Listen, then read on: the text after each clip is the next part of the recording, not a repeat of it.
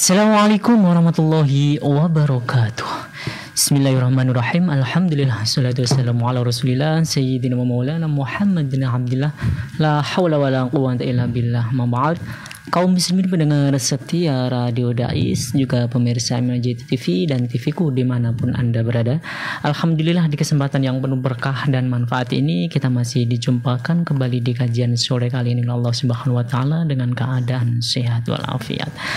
Tentunya salawat serta salam mari kita aturkan kepada junjungan kita beliau Sayyidina Nabi Muhammad sallallahu alaihi wasallam, yang mana kita nantikan syafaatnya beliau besok di hari yaumul qiyamah. Mudah-mudahan kaum muslimin kita semua pendengar serta pemirsa juga mendapatkan syafaat beliau besok di hari yaumul qiyamah. Amin amin ya rabbal alamin. Alhamdulillah, di kajian sore kali ini narasumber kita sudah hadir ya di tengah-tengah kita, beliau Ustadz Muslihin LCMH. Untuk itu yuk kita sapa terlebih dahulu. Assalamualaikum Ustadz. Waalaikumsalam warahmatullahi wabarakatuh. Gimana kabarnya Ustaz? Alhamdulillah. Sehat Ustaz. Alhamdulillah. Dan semoga kita semuanya kaum muslimin, para pendengar dan pemirsa disihatkan oleh Allah Subhanahu wa taala. Dan yang hari ini lagi tidak enak badan atau badannya kurang fit, mudah-mudahan Allah menyembuhkan dan mengangkat penyakitnya. Amin amin ya rabbal alamin. Baik, para pendengar dan pemirsa, di kajian sore kali ini yaitu kitab yang kita kaji adalah Fikih Kontemporer, dengan insyaallah tema yang diusung di kajian sore kali ini yaitu tentang kenajisan dahak dan lendir. Ini menarik ini temanya. Ini biasanya terjadi bagi orang-orang yang melaksanakan sholat ini. Bagaimana nanti tanya apakah dan juga puasa, apakah itu termasuk membatalkan ataukah ya tidak membatalkan dan boleh dilanjutkan. Oke, langsung saja ya. Apabila nanti para pendengar dan pemirsa ingin bertanya bisa ditanyakan melalui WhatsApp Radio Dais di 0821 336 70.000 atau bisa melalui via teleponnya Radio Dais di 024 674 6352. Oke, langsung aja yuk kita simak kajian sore kali ini bersama guru kita, narasumber kita beliau Ustadz Muslihin LCMH. Waktu kami persilakan, monggo Ustadz. Bismillahirrahmanirrahim. Alhamdulillah wassalatu wassalamu ala Rasulillah Sayyidina Muhammad bin Abdullah wa ala alihi wa ashabihi wa man walah wa la hawla wa la quwata illa billah, amma ba'du. Para pendengar Radio Dais dimanapun Anda berada, para pemirsa MAJT TV, para pendengar Radio Gaul, para pendengar dan pemirsa semuanya, entah melalui apa saja, semoga kita semua senantiasa dalam lindungan Allah Subhanahu wa taala. Amin ya Allah, amin. Dimudahkan segala urusan, dimudahkan segala hajat, dan senantiasa diberi kesehatan oleh Allah Subhanahu wa taala. Amin Allahumma amin. Para pendengar dan pemirsa semuanya, pada kesempatan kali ini kita memasuki bab najis, yaitu bab najasah, yang mungkin pada beberapa pertemuan yang lalu kita memfokuskan yaitu di bab wudu, di permasalahan-permasalahan yang ada di wudu, misal yang membatalkan wudu, batasannya, terus wudunya orang yang disabilitas, betul. Terus tajdidul wudu, memperbaharui wudu, dan permasalahan-permasalahan wudu sudah kita bahas, dan kita merasa sudah cukup. Barangkali ketika misalnya ada pertanyaan atau ada apa, insya Allah pasti ada di YouTube atau di live-nya Radio Dais. Ya, di live-nya Radio Dais. Nah, dan juga pernah kita juga membahas tentang babun najasah dulu sedikit, yaitu tentang misalnya kenajisannya bulu kucing, terus juga juga misalnya kenajisannya atau apa ya, darah yang nempel di daging misalnya pas ketika disembelih dulu, juga di entah berapa tahun atau berapa episode yang lalu sudah lama, karena dulu masih acak. Sekarang kita akan fokus di beberapa bab yang mungkin kira-kira ada permasalahan. Nah, permasalahan yang pertama adalah yaitu tentang kesucian ya, atau kenajisan dahak ya. Yaitu apa dahak? Dahak itu adalah apa bahasa Jawa ini apa ya? apa bahasa Jawa nih? Cairan. Lendir dan dahak ya, yaitu ya semacam ingus atau semacam cairan. Nah, ini kan ada beberapa yang keluar misalnya dari tenggorokan. Ada yang keluar mungkin dari atasnya lagi, yaitu mungkin semacam kayak kepala, karena ketika saking pusingnya dan saking flu-nya itu kan betul. Biasanya keluarnya dari mungkin atas perasaan ya, secara perasaannya. Ada yang mungkin keluarnya itu dari dalam perut. Jadi ada beberapa dahak yang tinggal keluarnya. Nah, maka di sini juga akan dikategorikan jika berarti akan muncul beberapa hukum. Yang ini nanti kita juga akan menyinggung mungkin hukum-hukum yang lain yang akan berkaitan. Yang pertama adalah lendir dan dahak. Maka ketika lendir dan dahak itu keluarnya itu dari biasanya tenggorokan, makhrajul kha misalnya ya.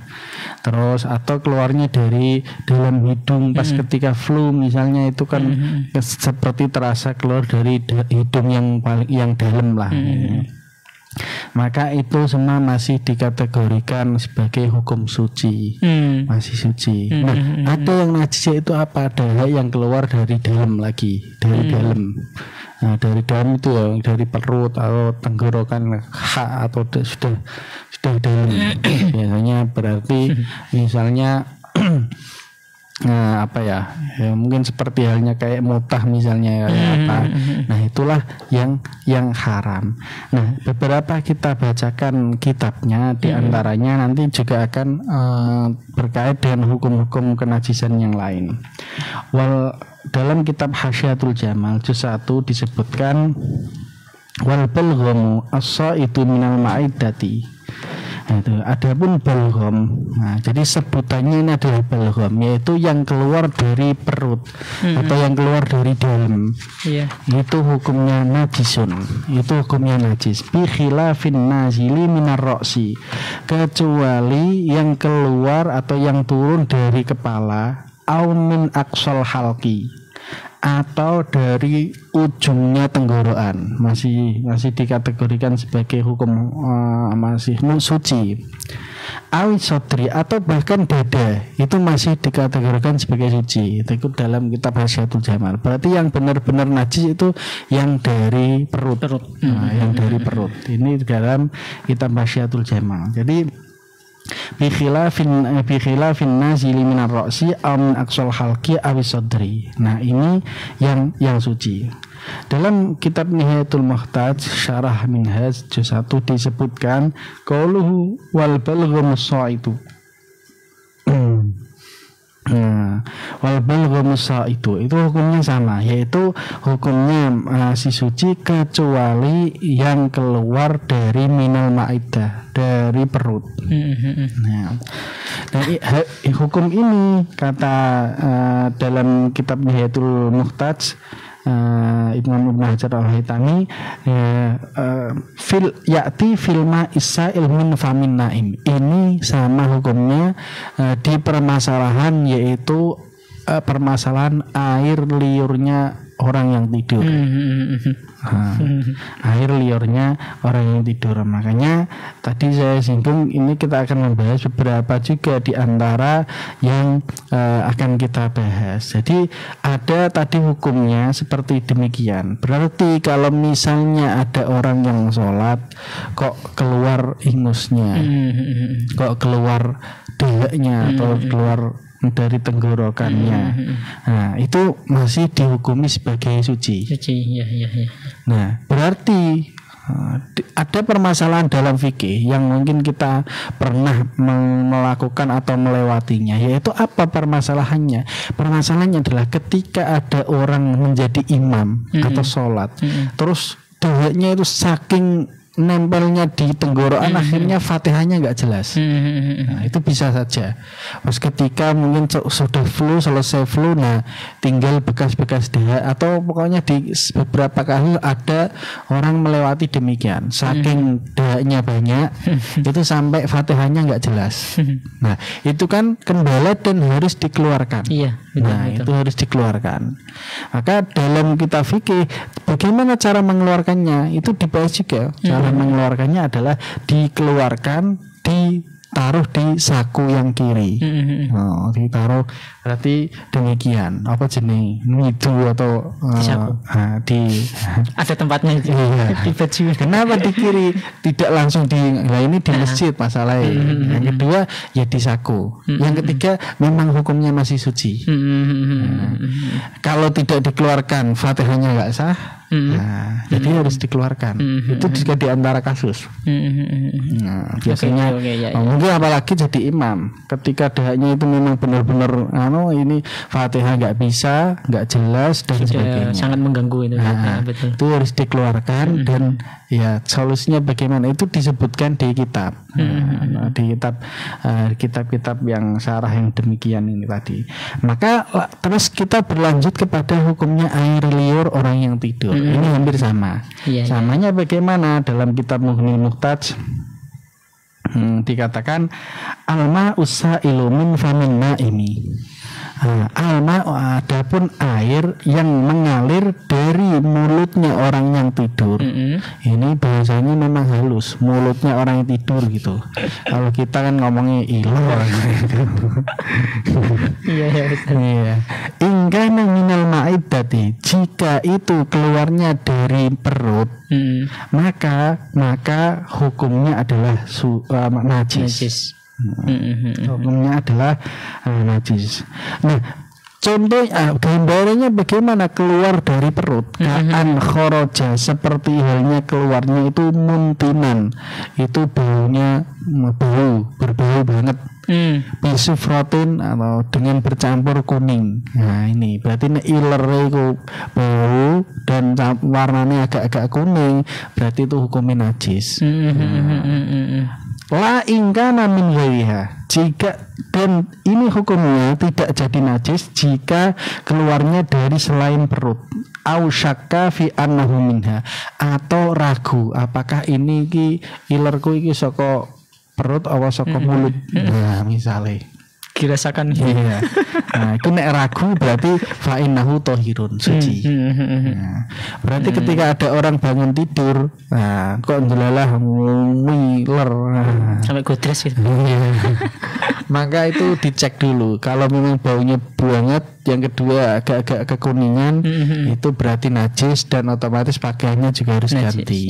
Harus ganti untuk persiapan sholat. Nah, tapi kalau mungkin tidurnya hanya sebentar, kita kira-kira ilernya itu tidak dari perut tapi dari mulut. Nah maka itu hukumnya masih suci. Bentuk diantara ini adalah ada tanda, yaitu apa tadi? Yaitu jika keluarnya itu agak kekuningan dan bau banget. Iya. Nah, dalam kitab Majmu' Syarah Madzhab, Imam Nawawi memberikan gambaran yang mungkin sedikit lain daripada yang tadi. Kalau tadi kan jika keluarnya dari perut, maka jika tidak maka begini. Nah, ini beliau Imam Nawawi mempunyai gambaran lain. Far'on al-ma'ul ladzi yasilu min famil insan halan naumi qala al-mutawalli inin fasola mutaghayyiran. Jika kok keluarnya itu mutaghayyiran dengan keadaan berubah, fanajisun, maka najis. Jadi ngetahuinya lebih mudah. Nek berarti berubah warna agak kekuningan berarti najis. Nah itu lebih simpel. Tidak kok ini dari perut apa enggak ya. Nah itu kesuwen. Nah itu. Jadi kalau Imam Nawawi dalam kitab Majmu' memberikan batasannya lebih mudah. Jika itu berubah maka najis. Wa illa fatahirun, dan jika tidak berubah maka suci. Berubah warnanya. Iya, berubah warnanya. Kalau tadi kan jika keluarnya dari perut maka najis, jika tidak dari perut maka suci. Nah, bentuk di antara gambaran ciri-ciri dari keluar dari perut itu jika bau dan warnanya agak kekuningan. Jadi kalau Imam Nawawi langsung jika keluarnya kok berubah, nah itu najis. Kalau tidak berubah maka suci. Nah ini hampir sama seperti yang hukumnya dahaak tadi. Intinya adalah apa? Jika keluarnya dari dalam, dari perut, itu hukumnya najis. Hukumnya najis. Itu entah itu cairan pas ketika tidur atau di luar daripada tidur. Nah, bentuk diantaranya adalah bagaimana? Adalah ketika orang itu misalnya posisi tidurnya perutnya di atas mungkin, atau pas delalah guling ini ya. Nah, berarti bisa kemungkinan ilernya itu dari dalam, atau bisa kemungkinan dahaaknya atau apa dari dalam. Nah, karena saking mencair ke bawah bisa aja sedemikian. Nah, kalau yang gambaran tentang mukhamah tadi atau balgham, dahaak, nah itu ya kenapa kok dua-duanya antara iler dan dahaak ini kok dari dalam dan tidak dari dalam? Ya karena kalau sudah dari perut itu berarti adalah sudah masuk kotoran. Yang kedua ya hukumnya najis, seperti halnya muntah-muntah. Nah, muntah-muntah itu jelas najisnya. Kenapa? Hampir pasti keluarnya itu dari dalam. Hampir pasti keluarnya dari dalam. Nah, ini permasalahan najis loh ya, bukan permasalahannya membatalkan wudu dan tidak. Nah, sehingga kita harus tahu gambarannya. Oh, berarti masalahnya adalah ketika najis nggak boleh pakai pakaian ini, atau ketika mutah-mutah nggak boleh pakai pakaian ini. Nah, bukan kok batal wudunya wudu lagi, beda. Nah, bukan. Begitu juga puasa. Nah, ini kan ada, ya memang ada perbedaan. Perbedaan itu perbedaan batasan. Yang membatalkan puasa mana, yang tidak mana. Nah, mungkin jika ada pertanyaan mungkin nanti di sesi yang kedua. Oke. Baik, terima kasih Ustadz. Alhamdulillah pembahasan yang sangat menarik dan pembahasannya sangat komprehensif, luas sekali, sehingga bisa para pendengar dan pemirsa yang ingin bertanya bisa langsung ditanyakan kepada narasumber kita melalui WhatsApp-nya Radio Dais di 082133670000, atau bisa melalui via telepon di 0246746352. Oke Ustadz, mungkin satu atau pertanyaan, nanti habis itu kita break. Tapi satu pertanyaan jangan dijawab dulu, tapi kita nanti langsung break aja. Pertanyaan adalah bedanya antara dahaak dan liur itu seperti apa? Kadang kita sama-sama mengeluarkan dahaak itu bentuknya liur. Nah, juga begitu sebaliknya ketika kita melurik apakah itu dahaak atau liur. Tapi maaf, jangan dijawab dulu, nanti kita setelah break, setelah nada berikut ini. Dipancarkan dari Menara Al-Husna. Dipancarkan langsung dari Menara Al-Husna. Menjelaskan dari Menara Al-Husna. Kawasan Masjid Agung Jawa Tengah 107,9 FM. 107,9 Radio Dakwah Islam terdepan dalam dakwah dan nada. Radio Dakwah Islam atau yang kerap disingkat Radio Dais telah mengudara sejak 23 September 2006.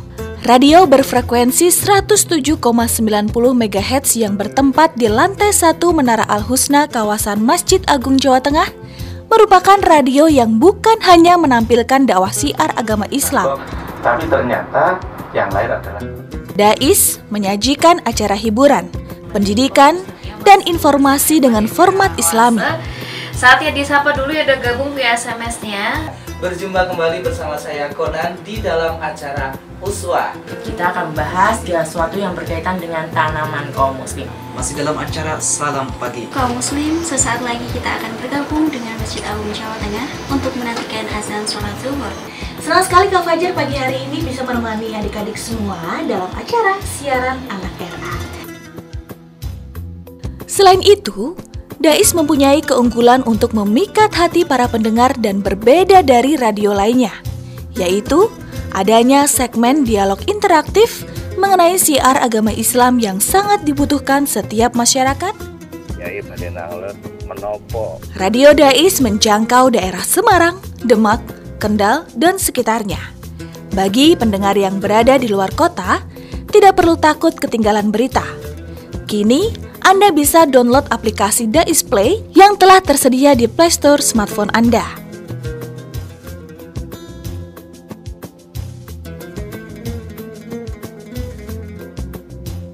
Radio Dais, terdepan dalam dakwah dan nada. 082133670.000.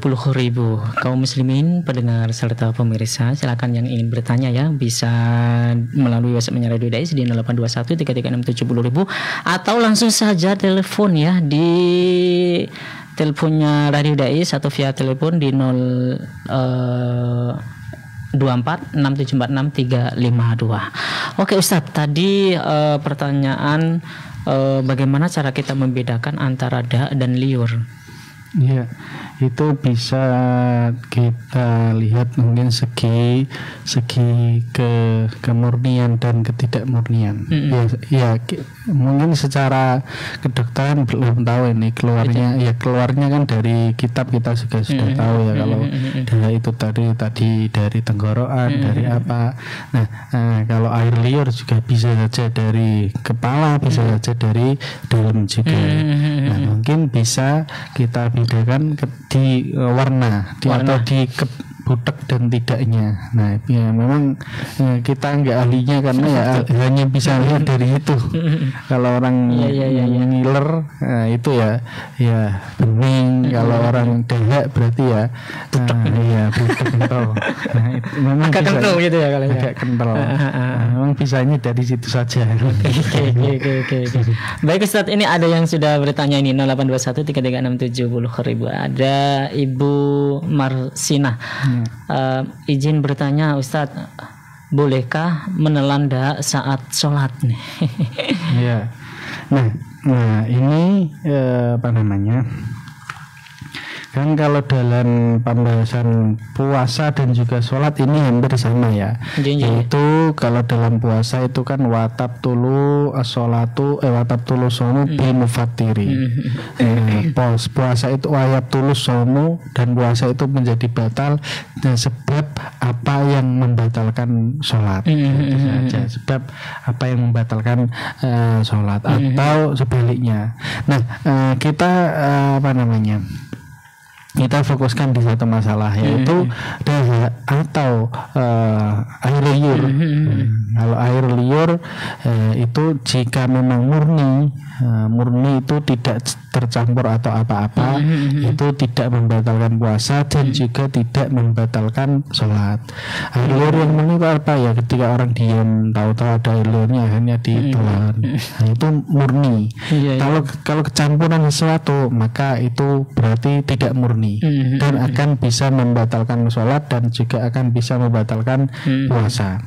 Nah, di antara yang tidak murni adalah apa? Ya ketika misalnya ada selilitan makanan di mulutnya dan sebagainya. Nah itu berarti tidak murni. Tidak murni. Berarti itu juga bisa membatalkan sholat dan juga bisa membatalkan puasa. Ketika ditelan. Nah, begitu juga dahak itu hukumnya di dalam atau di luar? Nah, ini pertanyaan kan demikian. Betul. Makanya ada yang membatasi jika seseorang menelan dahak itu kok dari makhrajnya. Perbatasan dari yang membatalkan itu makhrajnya ha atau kho. Ha atau kho. Menurut para ulama ada yang mengatakan ha, ada yang mengatakan kho. Nah, kalau di makhrajnya ha, misalnya di tengah-tengah tenggorokan, berarti kalau makhrajnya ha kan di dalam, dalam tenggorokan. Berarti kalau dahaknya dari dalam, dari makhrajnya ha, tidak membatalkan sholat dan juga tidak membatalkan puasa. Batasannya di situ ya. Batasannya di situ. Nah, kalau makhrajnya dari kho, berarti kan ini dari atas ini. Nah, itu berarti itu kategori luar menurut pendapat yang ha. Kategori sesuatu di luar menurut pendapat yang hak, batasan hak ini. Berarti kalau menelan dahak yang dari makhrajnya kho yang di luar ini itu bisa membatalkan puasa dan juga bisa membatalkan sholat. Kalau menurut pendapat yang hak, karena kan kita mengikuti pendapat yang hak yang tengah tenggorokan. Berarti makhrajnya kho itu masuk kategori luar. Berarti makhrajnya ha masuk kategori dalam. Kalau keluarnya dari kho di luar, ini berarti itu kategori luar sehingga akan membatalkan sholat dan juga membatalkan puasa. Nah, dan jika tidak bisa misalnya ya atau apa, akhirnya sudah bisa berusaha mengeluarkan tapi kok tertelan, misalnya itu ada pembahasannya dalam kitab I'anatul Thalibin ya, dikatakan ka'an nazalat mukhamatuhu li haddi dhahir wa ajaza an majjiha au jararikuhu bi ta'amin baina asnanihi wa qad ajaza an tamyizihi wa majjihi fala yadurru lil udri. Ka'an nazalat mukhamatuhu, seperti hanya air liurnya atau air dahaknya itu keluar ke batasan dhahir dari ha atau dari ha ke makhrajnya kha atau ke mulut. Nah, ke mulut. Wah, terus wa ajazaan majjah, dan sudah berusaha melepehnya tapi tidak bisa. Nah, ini ajaza bahasanya. Berarti kan ini ada memang itu sudah sesuatu keluar, sudah kategori luar. Iya. Nah, au jararikuhu bi ta'amin, atau air liurnya. Kalau tadi kan mukhamah itu air dahak. Iya. Ya, kok ya itu air dahak. Kalau rikun itu air liur. Nah, beda ya. Ini berarti kita bisa menjawab antara air liur dan dahak. Perbedaannya tadi. Au jarariku bi ta'amin, air liur berjalan dengan ada makanan di sela-sela giginya. Iya. Waqat ajazaan maddi antamyizihi wa majjihi, dan sulit membedakan antara mana yang makanan dan mana yang air liur, dan sulit melepaskannya kalau semuanya. Fala yadhurru lil udri. Kalau ada kasus ini tidak ada apa-apa, tidak masalah karena ada uzur. Dalam artian ada usaha. Iya, betul. Ada usaha untuk mengeluarkan tapi delalah ketelan. Ada usaha untuk membedakan antara makanan dan air liur, delalah kangelan. Iya. Kalau tidak ada kasus-kasus yang kangelan, ini berarti masih kategori luar, sehingga nek ditelan ya membatalkan puasa, betul, dan juga membatalkan sholat. Nah, ini bisa terjawab. Oke. Terima kasih, Ustaz. Terima kasih juga kepada Ibu Mursinah tadi, dan ternyata jawabannya pertanyaan dari Pak Nur juga tadi yang berkaitan dengan lebih baik mana ditelan sama dibuang. Ya berarti nggak boleh ditelan. Kalau sudah di luar omongannya. Harus dibuang. Apalagi yang tadi kasusnya ganggu Fatihah tadi. Betul. Ganggu Fatihah, wah mau maca Fatihah nggak bisa, akhirnya ya harus dibuang. Oke. Nah, itu. Oke, Ustaz. Terus nyambung dari pertanyaan tadi, Ustaz. Bagaimana cara membuangnya? Apakah langsung, langsung dari mulut langsung dikeluarkan, ditempelkan atau pakai saku, ataukah dengan tangan? Ya, gimana itu? Nah, berarti ini kan kita membahas dua cara mengeluarkan, dan juga apakah ini najis dan tidak. Tadi kan sudah kita singgung, dan dibahas di kitab memang bagaimana ketika kasusnya dia itu Fatihahnya terganggu karena kebanyakan dahaknya itu tadi. Maka bagaimana? Ya dikeluarkannya entah langsung jenengan masukkan ke saku, atau bisa juga lewat sorban kalau memang bawa sorban, atau ya bisa juga pakai tangan terus dimasukkan saku, kayak ngambil uang gitu. Karena ini semuanya kan tidak ada hukum najisnya. Betul. Tidak ada hukum najisnya. Hanya mungkin di Indonesia itu geli atau risi. Betul. Tapi ini catatannya tidak najis. Jadi ada sesuatu yang najis dan itu memang risih. Kebanyakan najis memang kan risih ya. Betul. Kotoran apa risih. Nah, ini ada yang tidak najis tapi merisihkan. Nah, maka ya harus ini sehingga bisa pakai tangan.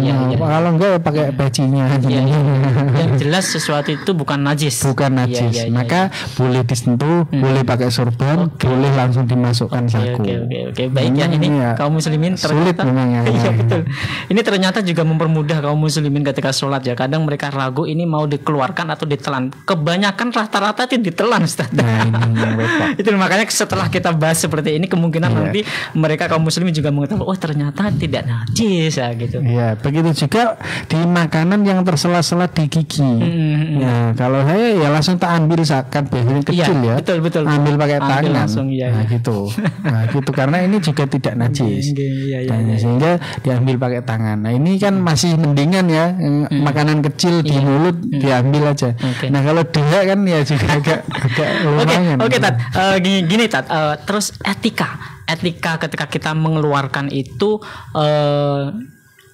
kanan atau kiri? Ya, sebetulnya sebelum bahas ke situ kita harus memberi penjelasan lagi bahwa orang yang sholat itu boleh bergerak tidak lebih dari 3 kali dan boleh ketika ada hajat.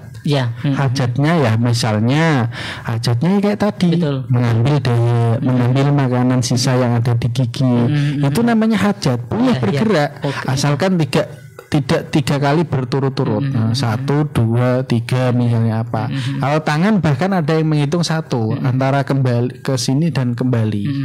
Maka boleh bergerak. Oleh karenanya misal HP-nya lagi bunyi misalnya di saku, dimatiin aja. Jangan sampai memberi beni atau mengganggu yang lain. Betul. Ini boleh bergerak. Asalkan bisa tahu caranya bagaimana bergerak. Jangan kok bergerak sampai langsung jawab gitu. Ngechat langsung jawab Oke. Sehingga kayak gini kasus seperti ini bagaimana cara untuk membuang atau etikanya ya secara etika memang di kiri sakunya bukan kiri tapi secara perlakuan ya kita bisa pakai tangan asalkan tidak lebih dari 3 kali gerakan dan bukan tidak lebih itu dalam satu sholat bukan tapi 1 berhenti ini 1 lagi itu sudah dihitung yang lain lagi selama ada pemisah itu sudah dihitung yang lain lagi. Berarti ketika orang sholat kok mau maju langkah itu langkah yang paling tepat adalah 1 maju, 1-nya lagi di sampingnya itu dihitung 2 berhenti sebentar 1 maju lagi 1-nya lagi di sampingnya itu dihitung 2 gitu. Jadi kok bukan 1, 2, 3 4 akhirnya ya batal. Nah itu selama ada pemisah berarti hitungannya yang lain. Berarti misalnya ngambil ada sesuatu di gigi ambil habis itu lagi ada daya ambil boleh HP mati boleh dimatiin bahkan kalau ulama bisa pakai ketika kancing bajunya belum terpasang sampai dipasang.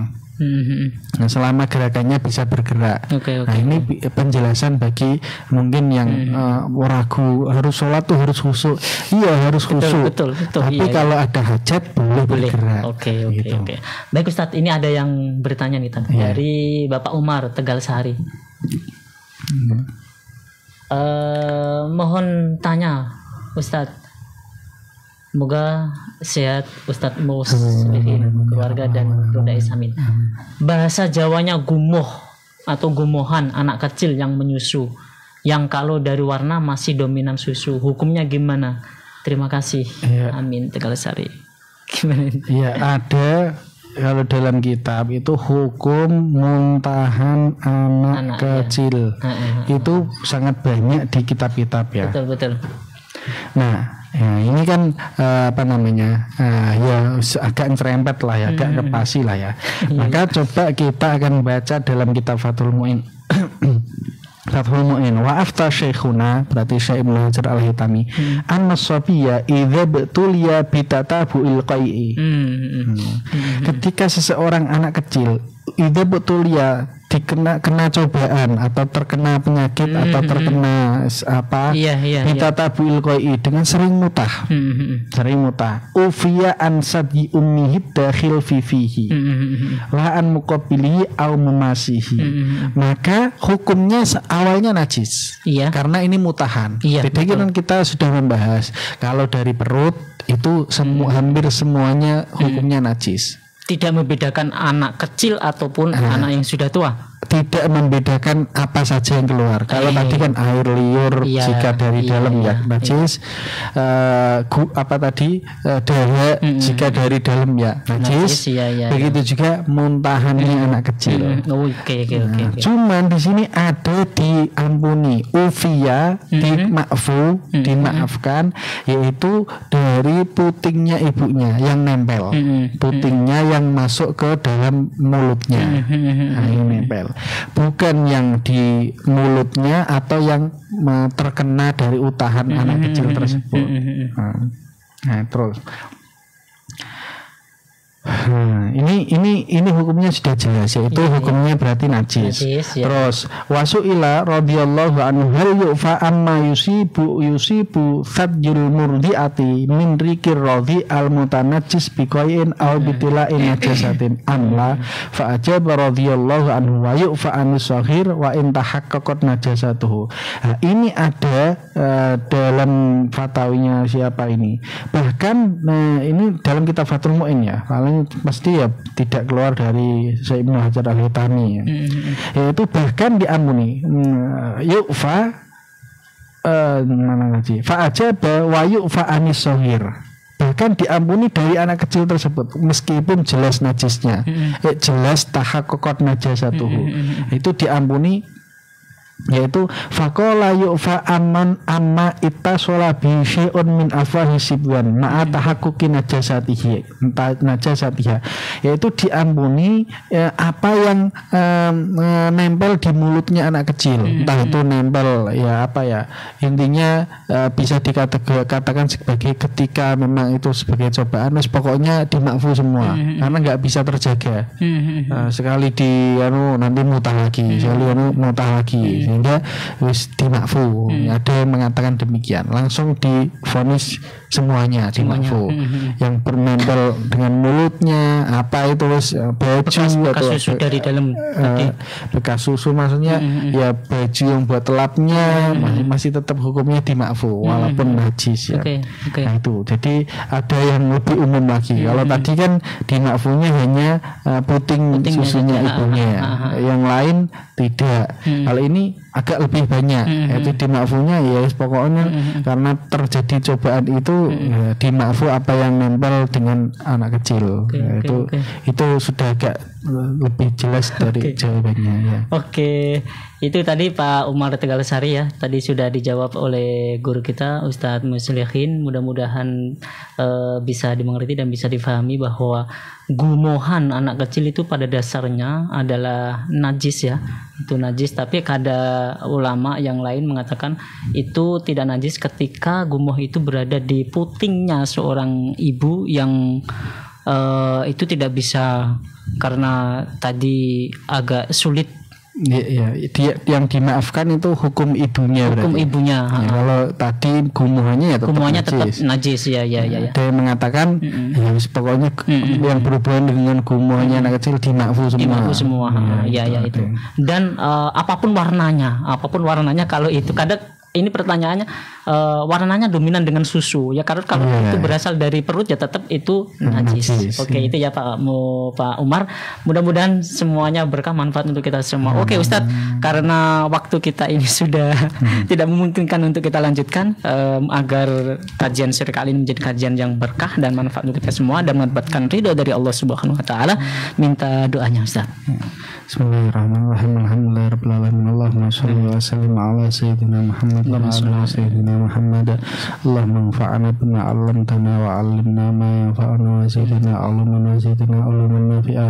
Allahumma inna nas'aluka Allahumma inna nas'aluka 'ilman nafi'a.